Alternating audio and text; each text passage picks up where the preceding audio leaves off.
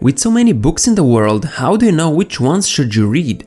You probably don't want to waste your time reading books that give no value, that's why you should choose them wisely.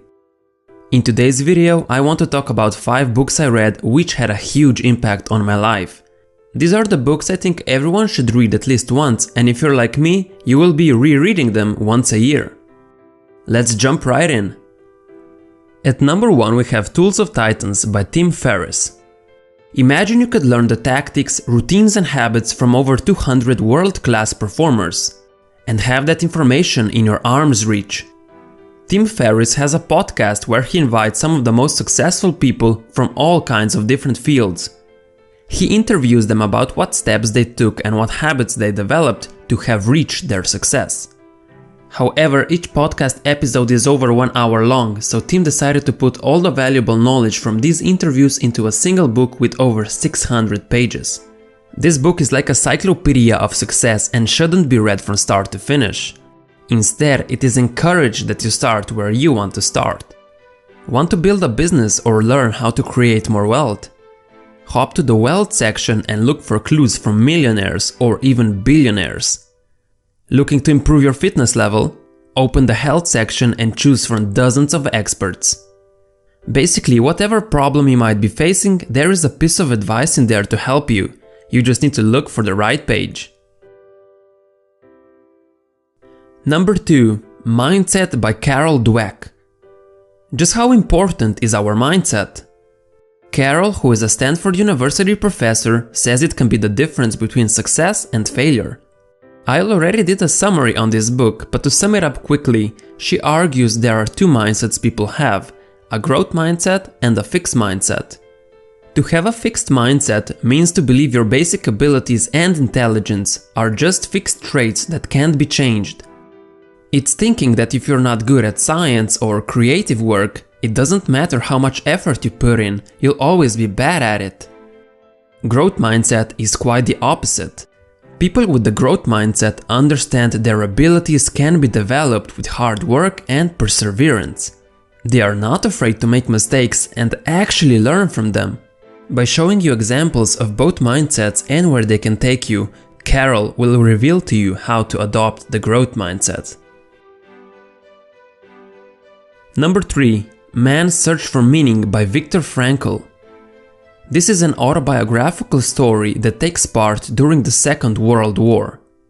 Dr. Frankl is imprisoned in a concentration camp for 3 years and struggles under extreme living conditions.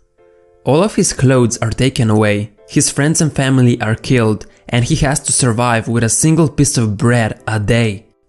He shows us how a man can be stripped of everything and still find meaning in life.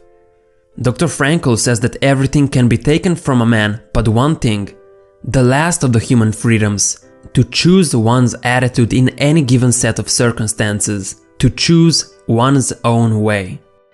Even though those hard conditions may suggest that the inmates were bound to act in certain ways, in the final analysis it becomes clear that the sort of person the prisoner became was a result of inner decision. This book will show you that you can find meaning in any kind of suffering, and it will make your problems feel really, really small. Number 4. Talent is Overrated by Jeffrey Colvin. How are world-class performers made? Do they possess special genes and have innate ability from the start? Research showed over and over that doesn't seem to be the case. If you believe in natural gifts and talent, then this book is something you should definitely look into. It will make you question society's beliefs about talent that were ingrained in us. Could what we see as talent actually only be the result of hard work? The book takes a look at child prodigies and world's top performers, drawing a conclusion that world's class performance comes only after years of practice. It also shows us that not all practice is equal, and that hard work isn't all that it takes.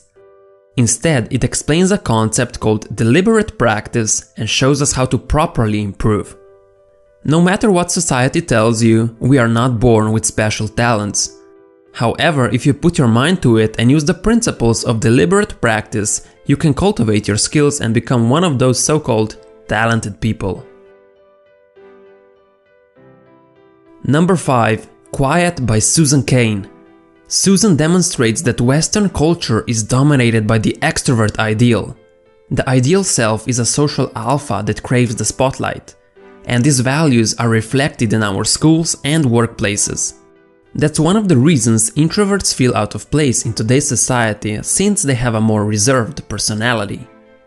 If you're an introvert, then this book should be added to your reading list ASAP. It will make you feel comfortable with who you are and realize that your personality trait is not something you should feel ashamed or guilty about. If you're an extrovert, then you should also read the book, since it will help you understand your fellow introverts better. After all, about half to a third of the population is introverted, even though it doesn't seem like it. That's because introverts have learned how to pass as extroverts just to fit in. However, in her book, Susan shows us how introversion can not only be a positive trait, but a superpower.